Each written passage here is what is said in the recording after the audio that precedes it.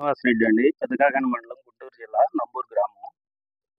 నేను గత ఊరప్పుడు ఇది మొన్న వరదలు వచ్చినప్పుడు సారాళ్ళు పరిచయం అయ్యారు నాకు. అప్పుడు వరిలో కూడా స్ప్రే చేయించారు నాకు.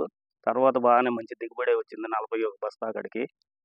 తర్వాత ఇక్కడ యూనిమాక్స్ చేయమని ఇక్కడ పెసరకి మంచి దిగుబడి యూనిమాక్స్ రికమెండ్ చేశారు, చేయమన్నారు. నేను చల్లిన తర్వాత 30 రోజులకి అట్లా ఫస్ట్ +1 కొట్టాను, F1 కొట్టిన తర్వాత మళ్ళీ 15 రోజుల తర్వాత మళ్ళీ F2 కొట్టాను, చేశాను. బాగానే ఉంది.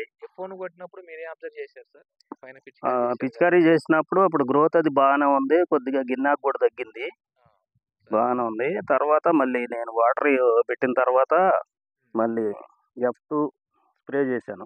F2 స్ప్రే చేసి కూడా దాదాపు 15 రోజులు అవుతుంది.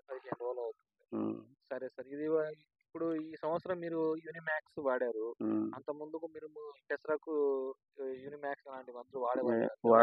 ఈ సంవత్సరం వాడిన దానికి గత సంవత్సరము యూనిమాక్స్ వాడకుండా వాడిన దానికి ఏమైనా వేరియేషన్ ఉందా? వేరియేషన్ నాకైతే ఒక బస్తా తేడా వచ్చిద్దని ఉందండి. ఒక బస్తా పెరిగిద్దని ఉంది.